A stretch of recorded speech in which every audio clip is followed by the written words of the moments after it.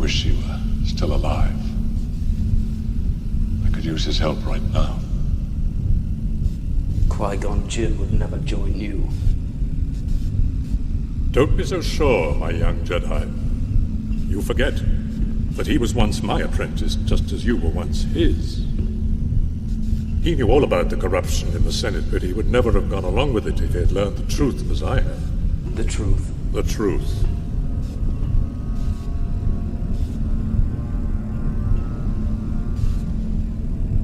What if I told you that the Republic was now under the control of the Dark Lord of the Sith? No, that's not possible. The Jedi would be aware of it. The dark side of the Force has clouded their vision, my friend. Hundreds of senators are now under the influence of a Sith Lord called Darth Sidious. I don't believe you. The Viceroy of the Trade Federation was once in league with this Darth Sidious. But he was betrayed 10 years ago by the Dark Lord. He came to me for help. He told me everything.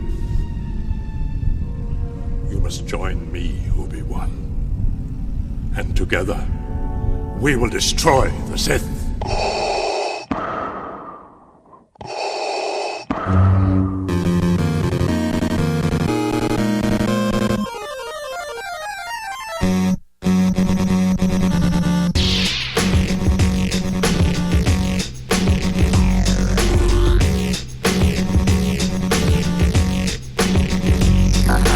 Welcome, Masters and Padawans, to episode 575 of Full of Sith. It's me, Bryan Young, a host of the show, with you as ever with the redoubtable, ever-angry Holly Frey.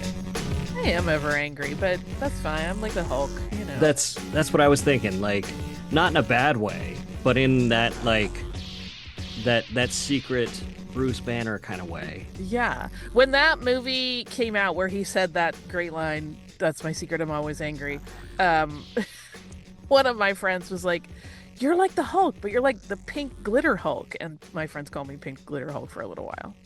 Yeah. Yeah. Yeah, no, I'm glad you took it the right way, because as soon as it came out of my mouth, I was like, wait, is she going to be...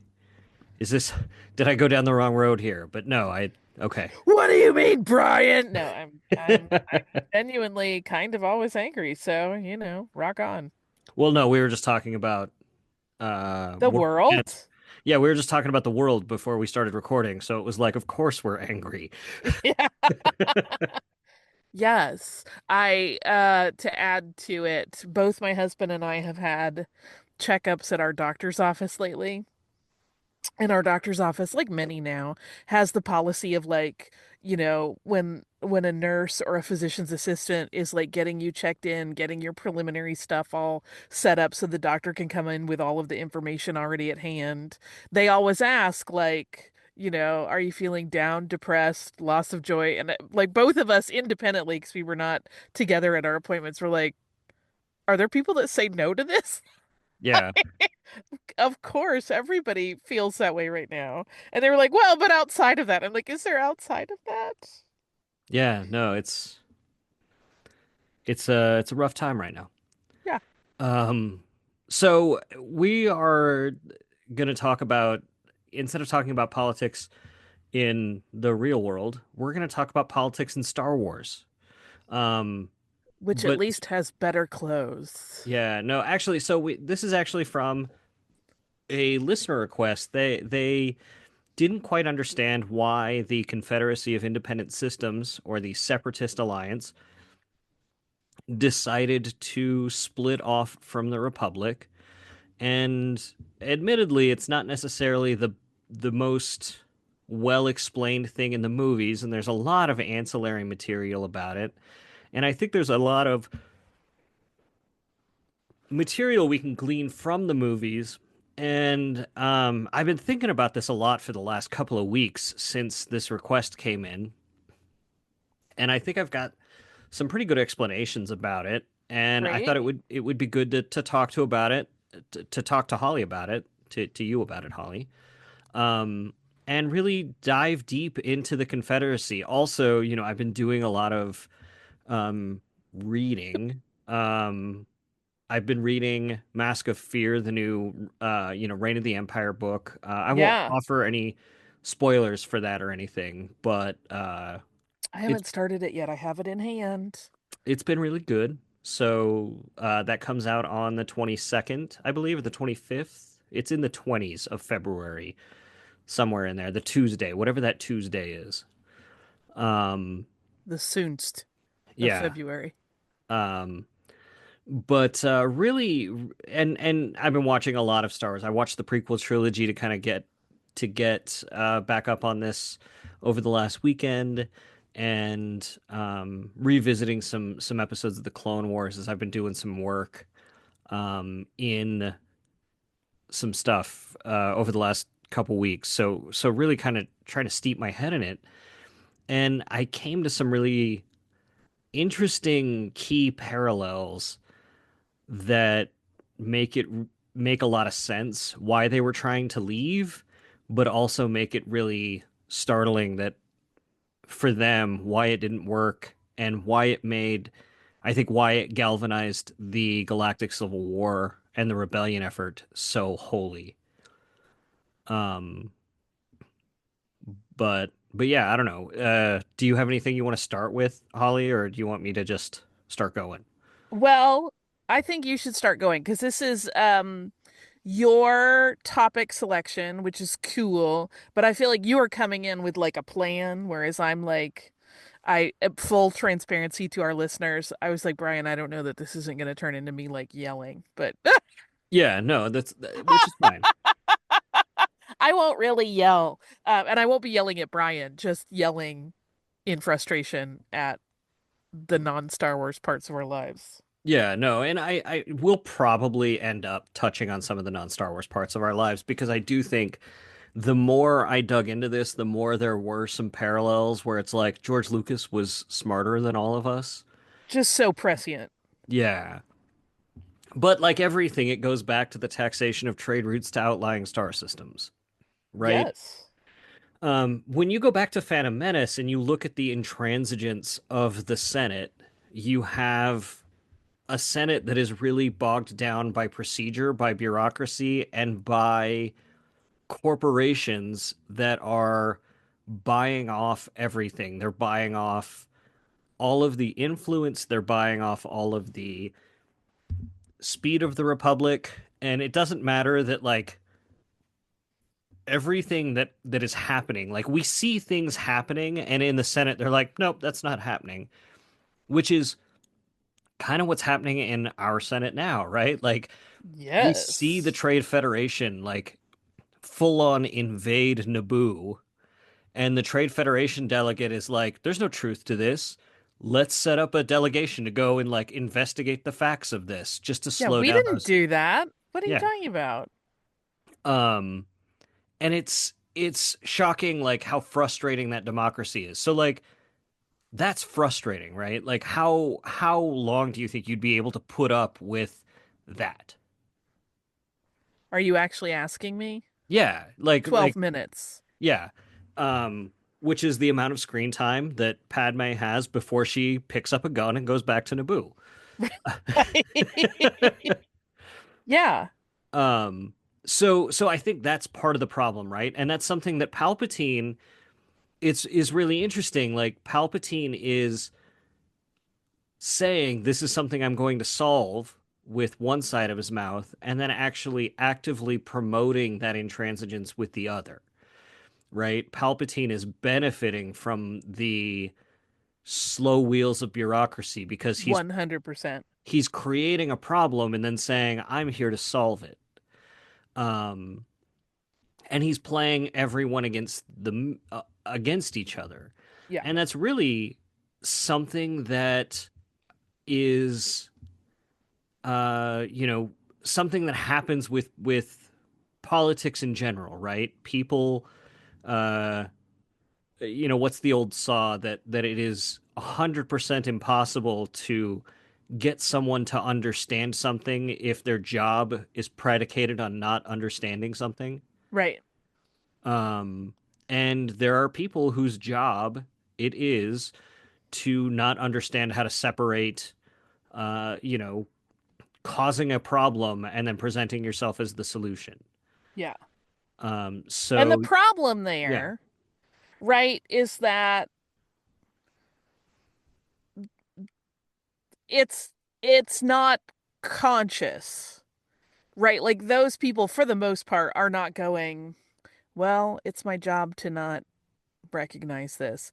They're or my job is contingent on not recognizing this. There's like a switch that the brain makes that makes you, by you, I mean all humans, that can make humans just like compartmentalize stuff in ways that the logic flow is broken and will get kind of rebuilt in a very kooky way. So it's not like anybody's like, I'm purpose or at least many of these politicians are not like, I'm purposely going to ignore this because I have to keep my job. There are certainly always going to be some people that work that way, but a lot of them really believe like, well, we're doing the right thing. We're doing the best we can with the information we have. And so you have a situation where that's the entire Senate. The entire Senate has been ground down to a halt. Nothing gets done. And there are people who believe in this, right? Padme is one of those who believes in this. And you remember the episodes where Padme goes to the Separatist Council, right? Yeah. And finds that she has friends and allies there who believe very much in the same thing that she does, right? That they believe that the Republic is simply broken. And it's really easy to look at I don't know, maybe it's easier for me to look at the politics of our day right now, modern politics, and it doesn't even matter if it's in the US or anywhere right now. It seems like right now everything across the world feels very hyper partisan no matter where you're at. Mm-hmm. And the functions of government seem to be when you swing from one side of that hyper partisanship to the other, regardless of which side you believe in or which side is in control. Um, Progress, however you define that, grinds to a halt and things move in the other direction, and you don't like that. Um, I feel like and I should make a shout out to Iceland that doesn't seem to be the problem there. um, yeah, there are definitely countries that this doesn't happen to, but uh, Just having recently been there and seen like the bias for action and working together even if you don't agree, and it was like both refreshing and terrifying, where I was like, this is a real thing that could happen. yeah, no, it's weird. That was it. There's definitely parts of the world where this you're not getting this, and I think it's because they put in robust measures prior to. Honestly, you could probably look at like the proliferation of um, m global mega corporations Oh and yeah. billionaires. All the Um, Halliburtonis out there yeah. rocking it out. You could look at those countries establishing laws to prevent that sort of stuff prior to the proliferation of those things, and they're the ones having fewer problems with this sort of thing. Yeah. Um, but you've that's what you've got with the separatists, and then you have Palpatine, who is a secret Sith Lord, obviously. So that's obviously part of the problem, right? Is you've got somebody who's literally playing both sides. So he's playing both sides of the entire Republic Senate as the Chancellor, and then he's playing both sides of the war as the Sith Lord whose apprentice is the charismatic leader of the Separatist Alliance. And on its surface, the Separatists leaving the Republic makes a lot of sense. We are not represented, we're not heard. The bureaucracy that the Senate has become has ground to a halt. Um, no business is getting done, and we're being forgotten, right? Like there's definitely a sentiment that the the outlying star systems have been forgotten, or that the systems that aren't part of the major core of the galaxy have been ignored because the major systems are the ones that can provide something, are the Right. ones that, they're the ones that get all the attention. Plus the growing you've also got this interesting thing where like the banking clan, the um The banking clan, the Trade Federation, and all the corporations are the ones that are sort of secretly financing Dooku. So you've got basically the equivalent of like five Elon Musks going like, okay, we're gonna back you and we're gonna back this play to leave the Republic, right? Hmm. So you've got people who are already disgruntled, and then you've got all this money coming in saying, like, okay, we're going to back this move to go, and we're going to support you by giving you an army. So you've got a populace who says, like, okay, we're going to go. And all of these companies are saying, like, we're not going to have to pay a human cost in if there's an eventual war. The Republic doesn't have an army, and they're saying they're going to put up a private army of droids, so it's going to be pretty bloodless, right? Not Hmm. knowing how things are actually going to go. And if you're a regular citizen in one of those separatist worlds, like where does the downside seem to be there? Right. Yeah, that seems like a least harm done potential for change. And then go back to that introductory um conversation with Palpatine and Mace Windu, where Windu's like, you know, we can't keep the Republic together. We're keepers of the peace. We're not going to fight a war over this. And Palpatine's just like not worried about this. Like the Jedi are saying, like, we're not going to get involved in this. So Right. you've got Palpatine really needing to push these things further. Um, and so you've got Palpatine sort of at every way manipulating everything from both sides to actually take what would have been a pretty actual peaceful dissolution, which probably would have worked really well for everybody because the Republic probably would have functioned a lot better without the banking clan and without the Trade Federation and without the Techno Union Army and all of those big conglomerates and a lot of the planets that wanted to be separate. They probably would have gotten to business and actually um, been able to do some good. But you've got Palpatine sort of stoking those flames at every moment, manufacturing crisis after crisis after crisis to create larger and larger power grabs. Yeah. So you've got on one side people with legitimate grievances, but those grievances are rooted in the negative actions of people grabbing for power. And it's sort of this cyclical, like they complain more about the government, but they keep putting the people in power. Like that's again the problem. Like Jar Jar exemplifies this. Like the person causing the problem convinces everyone around them, even the ones that are good-hearted and smart, or maybe not so smart in Jar Jar's case, that are But good-hearted. earnest and really trying to do a good job. It's kind of like what I was saying earlier, right? Like Yeah, we're working with what we have. yeah. So they convince those people, even though they're the problem. They Yeah. convince those people, I'm not the problem. I'm the only solution to the problem. And then they just keep grabbing more power, right? And so it escalates these conflicts to the point where, you've got this intergalactic war and it just escalates out of control.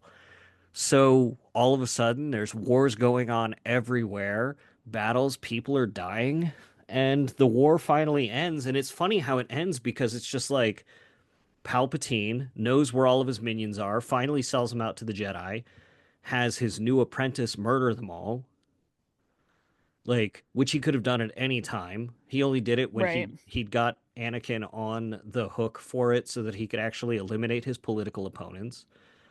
Um, and this is again, you go back to like history and like fascist Germany when Hitler was taking power, where it was like eliminating all of his political opponents on that night, right? The same way in cinema history, we see this in The Godfather when um, Right.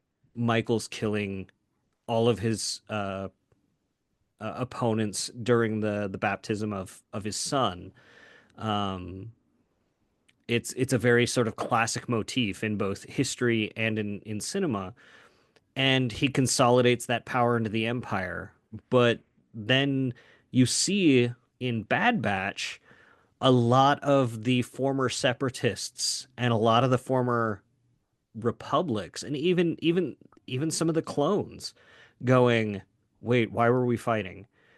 I think some of the best episodes of Clone Wars had a lot to do with the clones meeting some of the separatists going, wait, why did you try to leave? Like, why were we enemies? Right.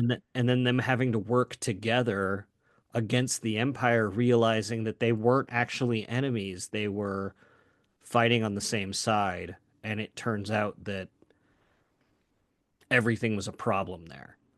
And so it sort of galvanized when Palpatine actually showed his true colors and declared the Empire, he crystallized for a lot of people what was really going on and created some of those allies that I think he was trying to drive a wedge between people. And Right. that's really what we see a lot in history and what we see a lot today, where it's like these wedge issues don't actually mean anything into people's everyday like lives, right? It's like we're different and they're different, and that's that. And the difference between people in the Republic and people on the separatist side are largely the same. That's why I know it gets a lot of heat, but that first line in the Revenge of the Sith crawl, which is war exclamation point. Right. There are heroes on both sides. Evil is everywhere. And we only really see in the movies that top level General Grievous and the droids and Count Dooku sort of side of the war. But, I think Tyon Medon is a really great example of that, where Utapau is a Oh separatist yeah. world. But, like, he doesn't want anything. He doesn't want a war. He doesn't want, like, he's essentially occupied, right? Right. Well, and I mean, he takes the risk to tell Obi-Wan what's going on, which is significant, right? That is his heroic moment, essentially. Yeah. So it's like the separatists, like, it's almost like it's interesting that the separatists don't actually start making any of those attacks. And it's almost easier to control the population that way. Like, think about if they were fighting a war with the separatist alliance where they were sending troops that were conscripted full of people from one planet to the next, and they were sending messages back home saying, hey, we're invading X planet. It's probably a lot easier to send droids that aren't sending messages back home 100%. to control the message of what's actually going on with the war, so that these people are surprised when the Republic shows up with clone troopers and they invade because the droids that are just there for protection, and to spin that war against them, right? So you're fomenting this hatred of the Republic into people because you're convincing them that this is the war, that they're bringing the war to them, right? Like exactly like Tyon Medon said, there's no war here unless you brought it with you. Yep. And there's a lot of that sentiment here in a lot of regions in the world where it's hard to actually unravel like who's inspiring who to take arms against the other side, right? Yeah. Are terrorists picking up arms and attacking the U.S. and its allies because they hate us and our ideals, or is it because we interfere with their affairs and spread money around and destabilize their regions and things like that? And did we decide to do that because of uh, attacks made against us, or did we decide to do that because of something else? And it goes back and forth and back and forth and back and forth, right? Like, or on a more personal level, right? Like, um, if I'm, you look at in Andor, right? Like Andor, I think, does such a great job of showing how the Empire radicalized a group of people, Yeah. right? On Aldhani, where it's like they each have a personal story about how the Empire's violence touched each of them and how that radicalized each of them to say, I'm going to use violence back, Yeah. right? And it makes so much sense. And you look at like we look at Andor and we say, absolutely. Like these people lost people they loved because of the violence of the Imperial war machine. Of course they're going to take up arms against the Empire. And the Empire is this huge fascist thought machine. Of course they should pick up arms against it. But then sometimes I don't know where the disconnect is where we'll see, a protest on the news and someone will say, oh, violence is never the answer. These people are protesting a little too violently because someone threw a rock, right?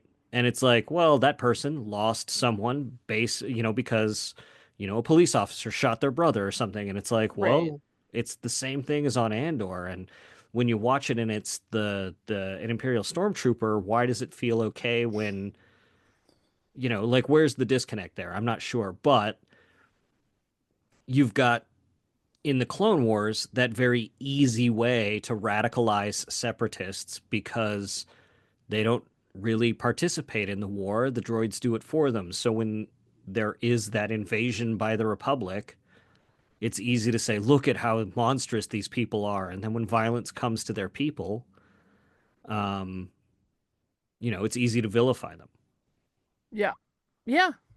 It's an interesting thing. The droid factor is so interesting in the literal dehumanization of warfare, but also how they become a tool to dehumanize the Republic in that regard, right? And it becomes fuzzy because the clones people don't always perceive as human really either.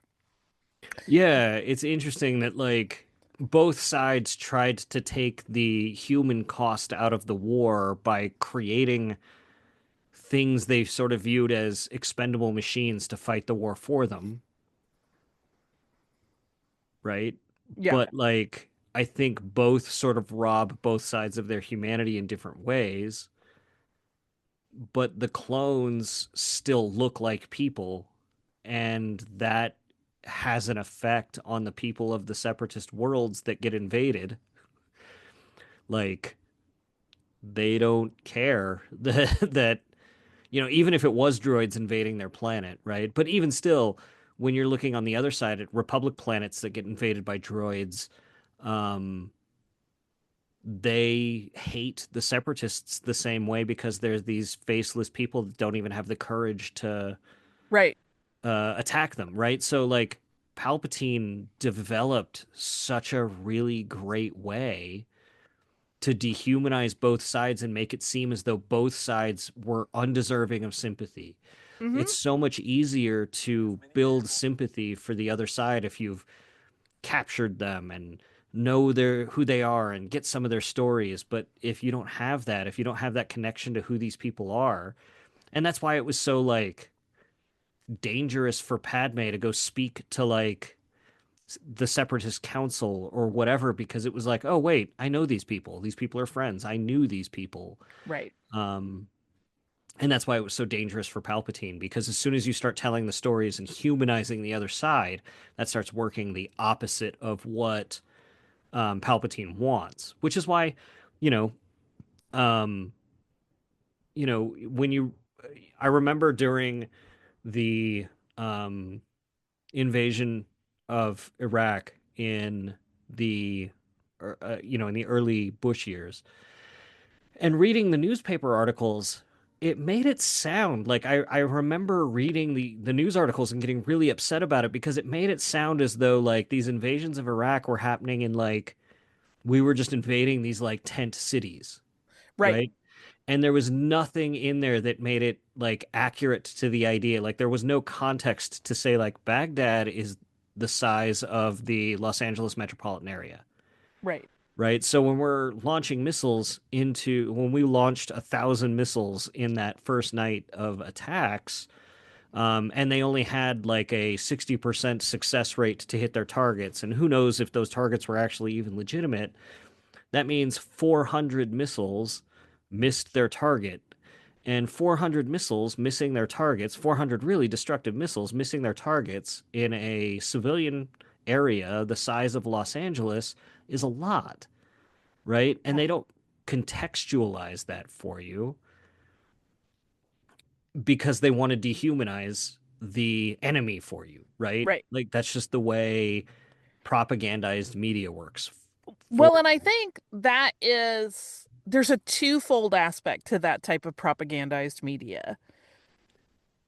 One, it obviously creates otherism, right? Like these people aren't even a developed country. We're not really bombing anything real, blah, blah, blah, blah, blah.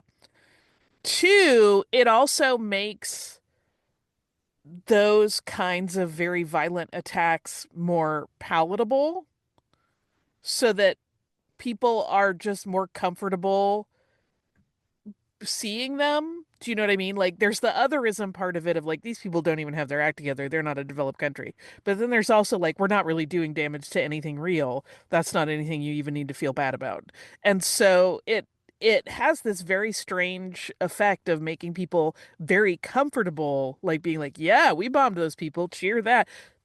I mean, granted, we always talk about what hippies we are, but I'm like, you should never cheer that, even if it's like a scenario where we, I mean, I have to for some reason retaliate or destroy someone dangerous or whatever.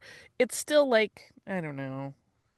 It's weird. Anyway, I think in Star Wars this plays out in terms of in the exact same way, right? Like Palpatine has, in all of his magical puppet strings, figured out so many ways to manipulate concepts of natural distrust, otherism, and also, again, it's that same thing, making it all very palatable. These aren't even real soldiers, you guys. We're doing what we got to do. Yeah.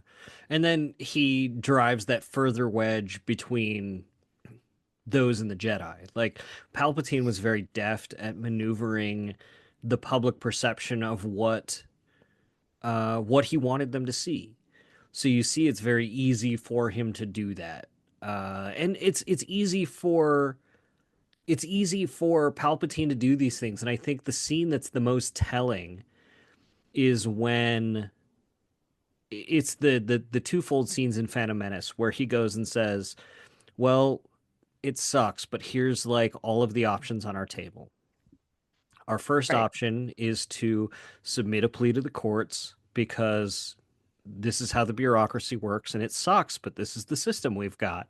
And she's like, "Well, the courts take things even longer to decide things than the Senate." He's like, "Well, we don't have much of a choice, but the only other one is to call for a vote of no confidence in Chancellor Valorum. That's like the only other thing that's going to help our people." Right. And he plays it as though like, see, it's the bureaucrats, and he's literally whispering in her ear like Satan, going like, "See, the bureaucrats are in charge now." um and she is forced to make this move not because she wants to. Like she's shocked at this suggestion because Valorum's been their strongest supporter, and he's like, "There's no other choice. Like it's this or nothing happens." Right. um and he puts her in that position even though we can see that he's the one manipulating that bureaucracy. He's the one who's grinding those wheels down. He's the one who's making it take so long. Um, Whether it's in the back room dealing with people as Sidious, whether it's glad handing in the right way as Palpatine, he's the one who's stopping that up purposely to get that sympathy vote to be the chancellor. Um, which is so slimy, right? But that's kind of the way people climb to the top in a lot of ways. Right. Um, and he's really good at handling that perception. There's nothing about Palpatine that makes Padme go, "Ooh, there's something off about this guy in Phantom Menace at all. Right. She trusts him, and he's a revered and honored person because he helps them. And she frees their planet and doesn't think anything about it. And when he becomes chancellor, she becomes senator. And it's not until like Revenge of the Sith that she starts thinking like, hey, this might be a problem. Yeah. And yeah, no, I don't know. The separatists were right. That's the other thing too. Like the Republic was bad news, not Right. It was because inherently flawed and messed up at that point. Like the ideology that formed it at one point may have been noble, but it became a bloated mess that was ineffectual and fomented pockets of evil. and I think the reason I think George Lucas was making a very specific comment about the corporate moneyed interests that were fueling both sides doing that, right? Where you have the Trade Federation in Phantom Menace on a literal Senate platform defending themselves and then grinding down those gears of democracy as a corporation with a Senate seat. And then in uh episode 2A, uh Co Bibble saying like, after, four trials in the Supreme Court, Newt Gunray's still viceroy of the Trade Federation. They still have a seat in the Senate, but while they have that seat in the Senate, they're still pouring all this money into the separatists. Yeah. So they're literally pouring money into both sides. And you see that, in the financial disclosures here in the United States and in other countries that do this sort of financial disclosure stuff. These big corporations that are allowed to give money to political parties, they give to all of them. They might give in different varying amounts to political parties, but they're going to give more to the party they think is going to be in power, and they're going to give more to the candidates that they think are going to grease the wheels the best. Hmm. Um, and it's dangerous. They should not be doing that. They should not be allowed to do that. That's like the Foxes, uh, you know, donating money to the guy who's going to be building the security around the hen house. Right. Um, and George Lucas was pretty forthright about talking about that. So you've got the separatists saying like, yeah, we should get out of here, and they're correct because of that corruption. But Dooku was making those deals in the back room without the knowledge of all those people, and they didn't realize they were bringing that corruption with them. Right. I mean, Star Wars is like, particularly the prequels, is like a lesson in how earnest people can be manipulated to the whims of complete weasels, Yeah. which is depressing. Way to go, Brian. Way to pick a depressing topic. Well, it was a listener request, and I'm just kidding. no, I'm interested in the Confederation though, because I don't think they got a lot of screen time, but I think so much of it is like it really is implied directly in the text about them though. Right. Um, Especially when you add up stuff about uh the Clone Wars from the Clone Wars, right? Where you've got the banking clan. Like this is like I love those episodes on Scipio with um the banking clan where the Republic is still hat in hands asking for loans from the banking clan because they're literally giving loans to both sides of the war, Right. right? People got a little bit upset about that in The Last Jedi, where it's like these people are selling weapons to both sides of Uh-huh. the war, but it's like the banking clan has been doing that since the Clone Wars, and it's like that's should should it have been legislated in Star Wars, and is it something to think about legislating here that like companies should be, you know, they should be held to a standard that puts human life or life in general, I guess, in case of the Star Wars universe, above that of profit. Well, that Uh, would be the ideal. Yes. and that's not something we'll ever be able to get to in a place where money counts as speech. And I think that was something that, Star Wars came out, like the Star Wars prequels came out long before the Citizens United Supreme Court case, Right. but I think they were advocating against it long before it happened. Hmm. Well, that's one of those things, right? It kind of goes back to what I just said about, people with earnest intentions can be so easily manipulated by the people who are playing like, the long game.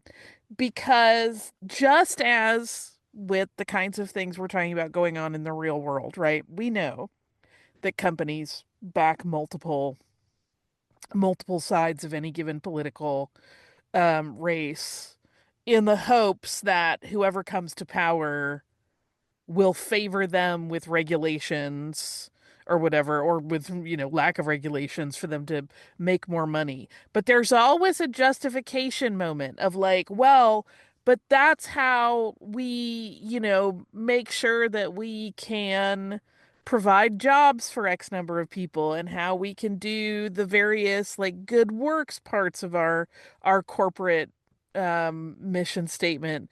And it's really tricky because there are, theoretically well-intentioned things baked into a lot of these um opportunistic machinations in politics, both in Star Wars and in the real world. Right? That's why it gets so hard to pick apart and why people fall into those traps. Yeah. Um, it's difficult. And that's why it's so hard for people in the Star Wars universe to sort of navigate those things.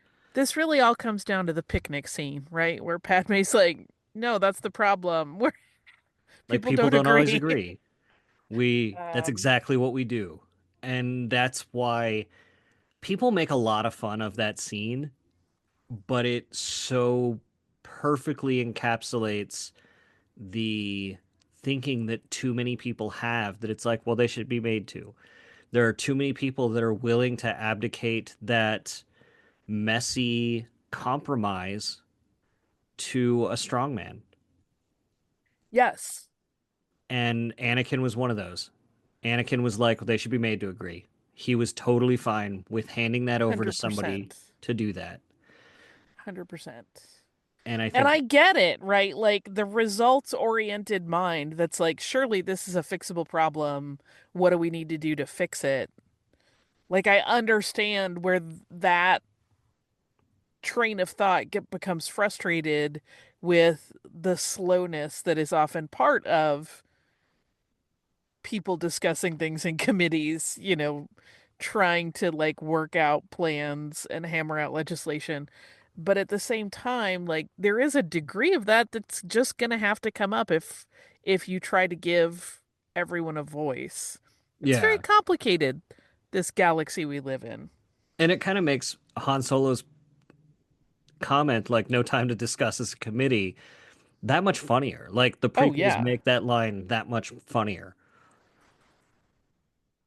because that kind of led to some downfall. But, like, It also makes Leia's response that much funnier, yeah, right? Because it's very, very insulting to her. like she's the entire committee and she spends way too much time Right, like deliberating she herself. is the thing that is slowing down progress. Yeah. Is a very insulting to a woman like Leia who gets a lot of stuff done. Um, yeah, it adds an extra layer of nuance to that exchange for sure. But I think that's what makes so much of the New Republic era so interesting too. And that's what I loved.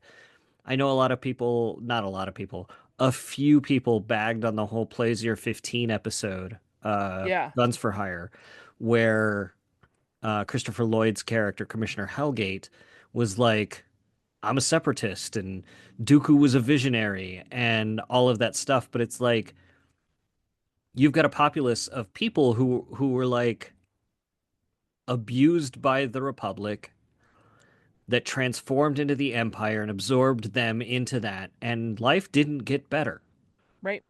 right? And of course they're going to distrust all of that, and there's going to have to be a lot of trust um, knit back together into society, and that was why. And there's going to be people on all sides of that are going to have to earn that trust, which is why Mon Mothma and all of the other people of the Alliance to restore the Republic were wary of Saw, right? Like these people are terrified because of the Republic, because of the way Palpatine drove issues and wedges between planets and people and the Confederacy and the Republic, that your tactics are too brutal for us to actually build a coalition. Right. But It is once again the same thing. People don't always agree. yeah, but were Saw's tactics too brutal? It was fighting fire with fire, and he was not doing anything worse than the Empire was. Arguably, he was doing he was not doing any, like, nothing he did was worse than things that the Empire did. Right. This puts me in a weird thought of a thing to draw a parallel to. Okay, Walk with me, it's going to be a minute.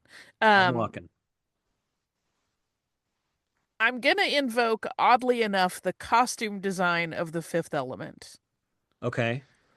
because I don't know how much you've ever followed like the Jean-Paul Gaultier part of the costume design for that movie, but one of the things that Gaultier later talked about doing, particularly with Chris Tucker, was he's like, the outfits that you see in the movie, the costumes we ended up putting in the movie were less outlandish than the first costumes I showed him on purpose.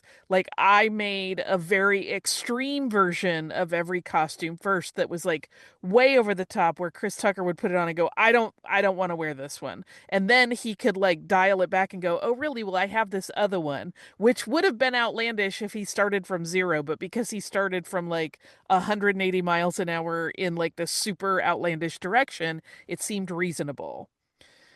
And that's kind of how I think Saw Gerrera functions in all of this, right? He has to be that extreme version so that people are like, Mon Mothma is very reasonable, even when she's, making moves that are actually pretty, um, I don't want to say aggressive, that's not quite the right thing, but are pretty bold.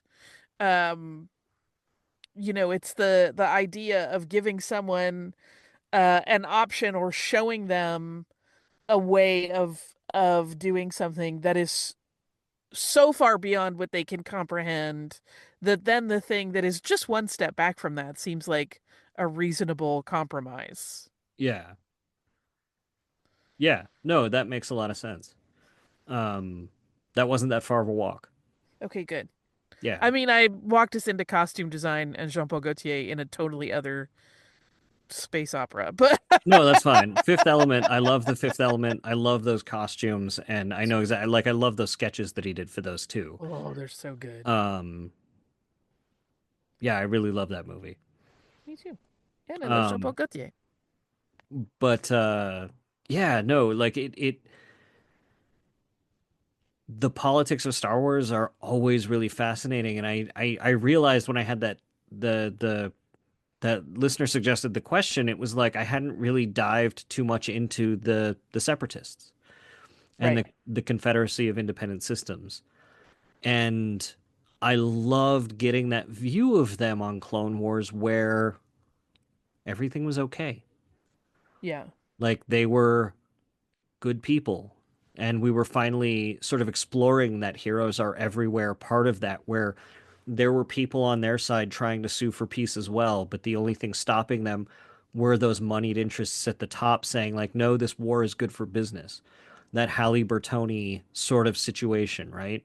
Yeah. Which is so on the nose, but no kid is going to get that. And like, I think the further we get from the 2000s, the further people are going to realize how on the nose that is. Yeah.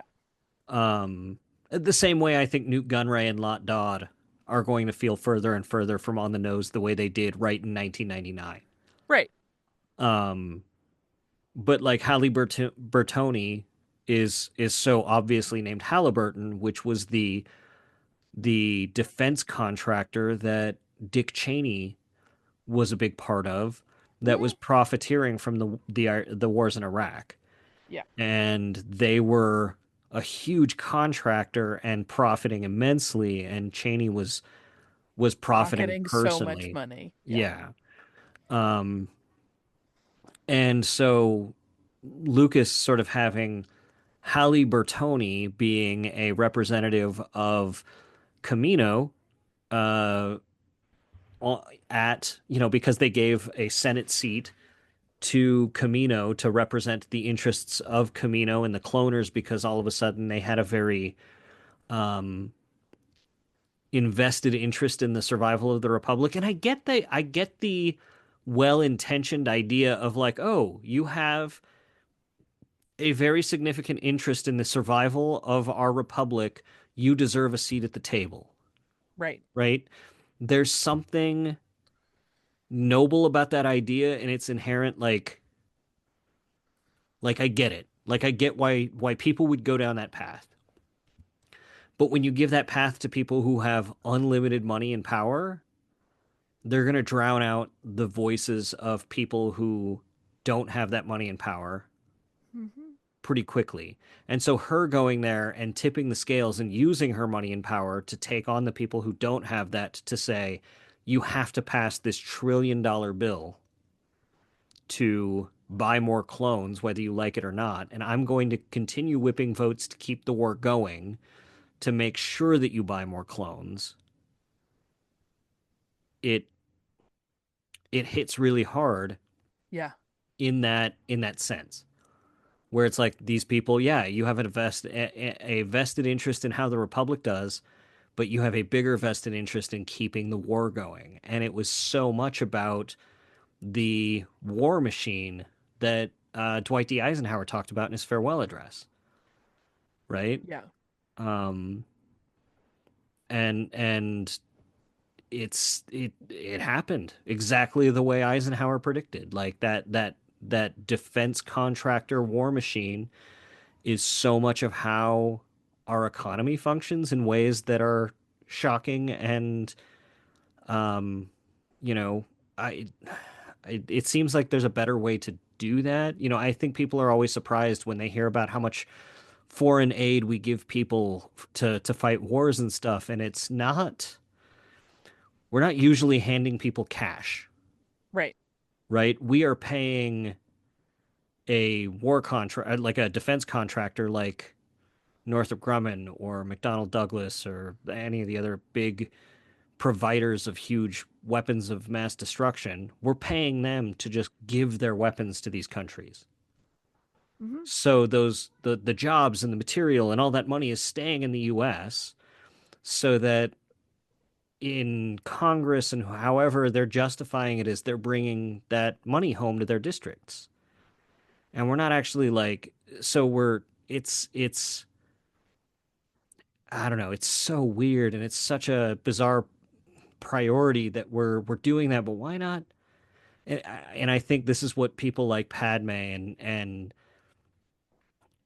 others in Star Wars were saying, is it was like, let's spend that on something important. Like, we Right. don't need to buy more soldiers. We need to build our infrastructure. We need to buy our schools. We need to do that sort of stuff. Those are the priorities. And yeah, if we need to give aid to other planets, it needs to be to help them with their refugees. And then I know a lot of the books have dealt with that, right? Like I know Kate Johnson's books dealt with that sort of stuff, and some of Claudia Gray's have, and Chuck Wendig's Aftermath books dealt with this in some small ways. And I really love how some of the ancillary material really grappled with some of that stuff. Yeah. Yeah, that's the problem, right? It's so, I mean, we can't figure it out in our own world that we live in and are exposed to at all times. And so I know there have been people that have gotten frustrated with feeling confused about, some of these seemingly to some dry topics in Star Wars. But it's like it really is so nuanced. We cannot manage it in the real world. You need to go to the books where people can really work through all of the various, tendrils of events that can happen that all play into this bigger picture. It's really impossible to convey all of that in a 2-hour film that has its own plot. Yeah. And that's why I really loved the added details of that in Clone Wars and the books and other places where it's been explored, and then being able to dive down and drill into those issues in conversations like this. Like, um, I knew we'd be able to do an hour on this conversation because I think it's interesting that the separatists just get really vilified and people go like, yes, the separatists. I mean, like even like Twitter like really hates the Confederacy of Independent Systems. So if you like type in on Twitter, if you still use it, which I don't really anymore because it's a hellhole, but like if you type in the initials for the Confederacy of Independent Systems, it blocks your tweets. Yeah. Um, which is a joke because they're all anti-trans bigots up at the top there. So they think somehow cis is a Yeah. slur, which it's Yeah. not, but whatever. Um, yeah. I just think it's funny that there's so many Star Wars tweets that got blocked while people were still using it because they were trying to save on uh text count to talk about the Confederacy of Independent Systems by capitalizing it and making it an acronym, and then they just get blocked because it's like you're using a slur that Yeah. A wasn't a slur and B just because Elon had It's his out of feelings hurt. context. Yeah. Uh, Elon is not a oh, smart person no. at all. No. Oh man. So hopefully that gives some folks some reasons why the Confederacy was trying to leave, or gives you shed some new light on the situation for you, or at least Fingers crossed. gets you to think about it a little bit more deeply. But like I think at the end of the day, they had every reason to want to leave. I mean, they were involved in a government that was being run by a Sith Lord that was running that bureaucracy into the ground, controlled by moneyed interests. Like, why wouldn't they want to leave? Right. Um, so that's on the surface is like, okay, why would they need to stay together? We don't know too much about the charter that created the Republic and how it was formed, like as far as what their documents were. Uh, so I don't know how much of that secession was legal and how much military force Palpatine was authorized to wield on them to keep the Republic together. Um, so that would be interesting to find out. Yeah.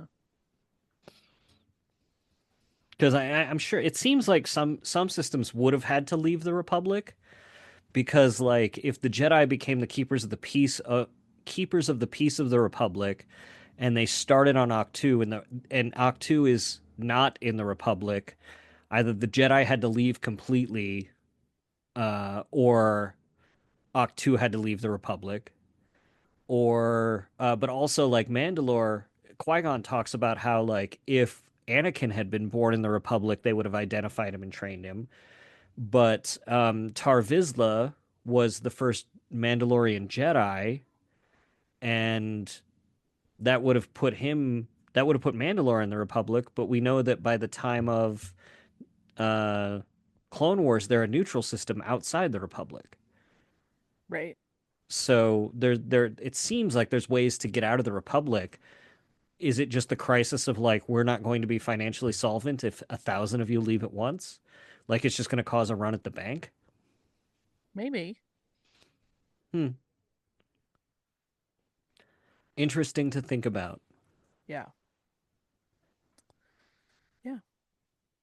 All right. Anything you want to say to wrap up, Holly? I hope everyone is finding ways to give their brains a break now and again and find joy. That's all I want for everybody. As tense as this got getting into some real world stuff sometimes, this conversation brought me joy, Holly. Yay! I quite liked it as well. Um, Um, yeah, I just, I want everybody to try to be cool to each other. yeah. I know it's very hippie language, but I really, really do want. I hope that everybody is. It's so hard because we're all kind of at this tattered, frantic, nervous system burnout edge right now, right? So it's easy to be short with one another and not put our best foot forward. But I'm hoping that people are finding ways to recharge themselves so that they can continue to be kind, be kind to their fellow humans, and try to make the world a better place. That's the goal. That's always the goal. Be the keepers of the peace that you want to see in the world. There you go. And justice. Also justice. Yes. So, where can people find you, Holly? I am on Instagram as Surly Girly 5, and I am on Blue Sky as Holly Fry. And Stuff You Missed in History Class is still 2 new episodes a week, plus a behind the scenes episode, plus a classic episode. Criminalia still coming at you every week with a story of historical true crime and cocktails. And our book, Killer Cocktails, still available wherever fine books are sold. And if you watch the History Channel on Friday nights, there I will be on The Unbelievable with Dan Aykroyd talking about weird things in history. How about you? You can find me at swankmotron.com, which is my website and my landing page for all of the stuff I'm doing. Um, and Swankmotron across social media, mainly Blue Sky these days, but I'm on all of them and you can find me on all of them. I've got a new book out in the Battletech universe called Voidbreaker that folks should check out.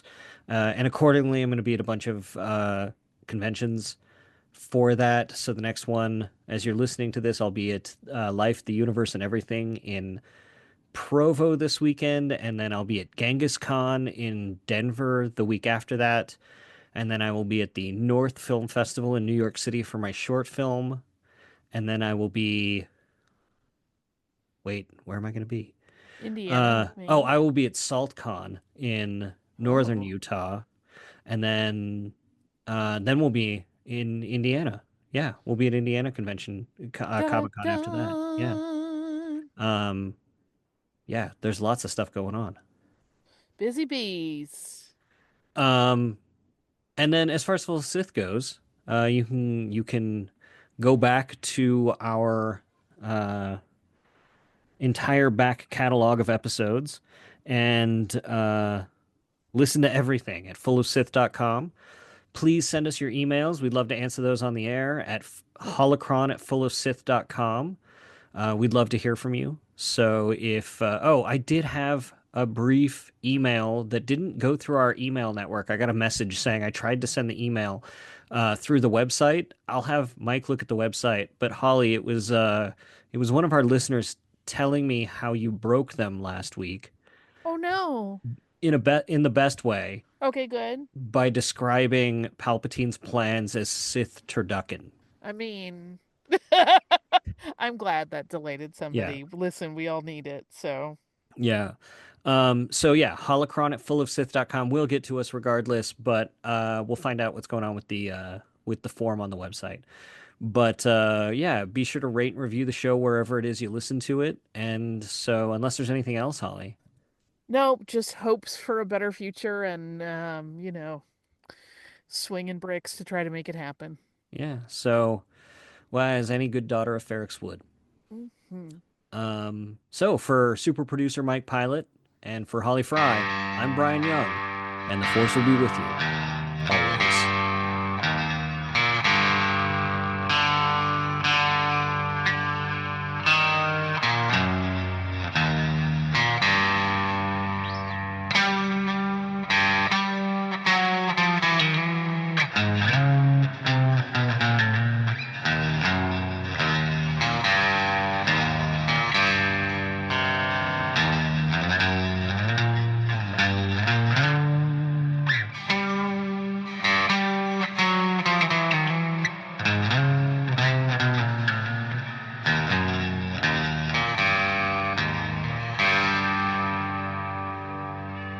Sir, if you'll not be needing me, I'll close down for a while.